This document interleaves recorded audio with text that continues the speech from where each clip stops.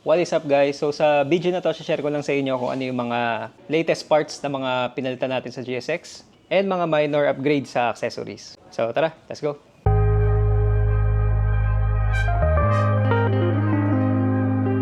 Alright, so start tayo guys sa chain and sprocket. So after 5 years guys or 30,000 kilometers ay napalitan na rin natin ang stock chain and sprocket natin at nag-upgrade tayo sa gold chain RK428 Kilo.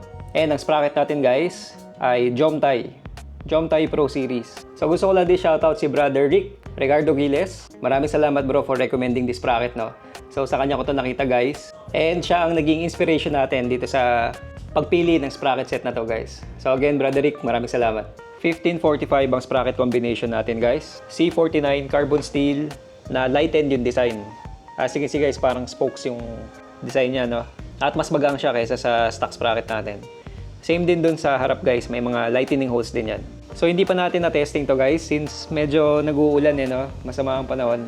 Pero stock sprocket combi lang din naman siya, no? I think ang difference is mas magaang lang siya kaysa dun sa stock sprockets natin. So baka may difference in acceleration, no? And testing natin guys on our next videos. Oo nga pala guys, nagpalit din pala tayo ng master clip na kulay gold. So medyo na-OC tayo guys, no, since itong clip na kasama ng RK ay kulay black lang or color metal lang. So yan, nagpalit na rin tayo ng gold para malinis na talaga siya tignan sa magkabilang side. Pero yung buong master link guys ay yung RK pa rin yan. Yan, naka-press fit yan guys, kaya mahirap din tanggalin, no. Tsaka yun nga, dahil lang sa na-OC tayo, kaya gusto natin palitan yung ano, yung black na clip. Ginawa natin gold. Okay, next guys ay nagpalit din tayo ulit ng ating push drive or rubber damper. So napansin ko lang guys, after ko magpalit ng sprocket, ay meron na rin palang onting alog yung dati nating rubber damper, no? So nung nakabit ko na nga, na-install ko na yung gulong actually, saka ko lang napansin.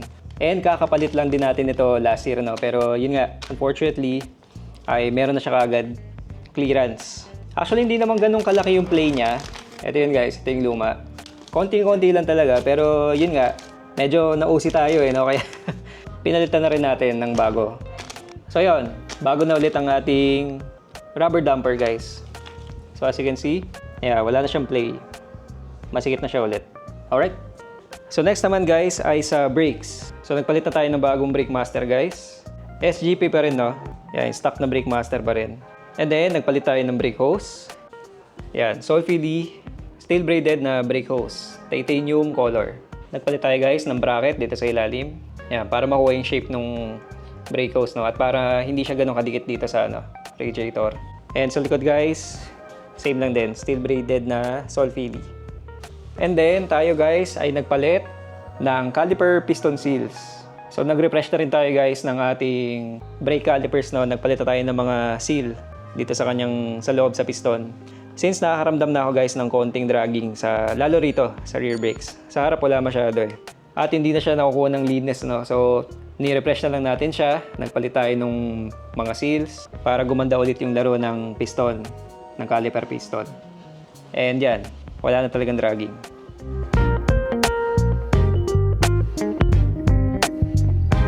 Same din sa harap guys. Actually ito wala namang dragging sa front brakes natin. Pero sinabay na rin natin siya, no? And ang kagandahan guys, pag bumili kayo ng seal para sa front brakes ni GSX, ay kasama na rin ang caliper piston. So at least pati yung caliper piston natin ay bago na rin. So yun guys, parang nag-semi overhaul na rin tayo ng ating brake system, no? Harap at likod. Okay, next naman guys ay nagpalit tayo ng handle grips. So nagpalit tayo ng RCB Nagamaki black and blue na handle grips. Yan. And shoutout kay brother Noriel and Harvey. Sa kanila ko naman nakita to guys sa mga GSX nila. Yung kay Noriel, color gray. Black gray yung Nagamaki niya. Tapos yung kay Harvey, black red. Since black red din yung GSX niya. Shoutout guys and thank you for the inspiration. Medyo nanibago nga lang ako, no? Since mas manipis siya compare dun sa dati nating grip yung Hi-Des. Medyo makapal kasi yun no? Ito parang halos singkapal lang ng stock. Or mas makapal lang siya ng konti. Pero makapit yung grips niya. Tapos meron siya mga parang lubak-lubak na ganyan, no? Na kumakapit talaga sa kamay mo or sa gloves mo. And yun nga, nagustuhan ko yung design. Para siyang handle ng katana, no, ng espada. Black and blue, so binagay ko lang din sa colorway ng GSX natin. And kung mapapansin nyo guys, tinanggalan natin yung RCB na lever grips, yung rubber grips dito sa clutch tsaka brakes. At pinapowder coat natin ang stock natin na levers. So shoutout naman kay Powder Coating Rizal. Yan, so doon natin to pinagawa guys. Malapit lang yun dito sa amin papuntang Robinsons Antipolo. So yan, glossy black lang guys. Parang ni-restore lang natin yung ating mga levers. Yan. Medyo mahirap kasi umahanap ng aftermarket na levers guys para sa 2020 models na GSX Since nagpalit sila ng design dito sa sa clutch perch tsaka yung clutch switch natin. So hindi na siya kagaya nung version 1 or yung mga older models. Wala rin tayo masyadong options for the lever kaya ni-restore na lang natin siya. Yan, so parang back to stock lang din. So yung iba naman nagko-convert guys, pinapalitan tong buong perch para masalpakan siya ng mga aftermarket adjustable levers Tapos konting conversion dito sa sa kanyang clutch switch. So yun, pwede rin naman yun guys, pero tayo nag-stick to stock lang tayo So yun lang guys yung mga bagong parts and upgrades natin dito sa GSX 150. Chain and sprocket, handle grips, nagpa powder coat ng levers, steel braided hose, and refresh na mga brake calipers. So yun, and then the rest guys ay yan pa rin. Kung ano yung mga na-share ko sa older videos natin, yan pa rin sila. VMAX muffler natin, MHR na side mirror, ito Rizoma na bar ends, pa ba? SGP na radiator cover, SGP na tank pad, tail tie D, tsaka plate holder, palak spool. Ito puro gas-gas na nga rin to guys. Since walang walang rubber yung palak stand ko bakal to bakal siya kaya nagkaka-scratch tuloy. ECU SARP, yun pa rin. Ito yung quick shifter button natin, tsaka yung map 1, map 2 selector. Yan pa rin sila, working pa rin. K&N air filter, yan pa rin. Maintenance lang sa paglinis and ang ating RCB lithium battery. So yan pa rin yan guys, malakas pa rin, buhay na buhay pa. At ito nga pala guys, yung mount nung ating B-line moto. So hindi ko na siya tinatanggal dito para anytime gamitin natin yung B-line moto. Salpak na lang dyan. Ano pa ba?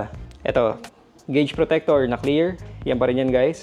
Tibay nga nito Tapos itong Earls na tire valve cover. Yan. And ito yung Heng na kick starter cover. Yan, so yan pa rin sila. Hopefully guys ay gumanda na ang panahon para makapag-ride na tayo Actually may ride nga sana kami last weekend.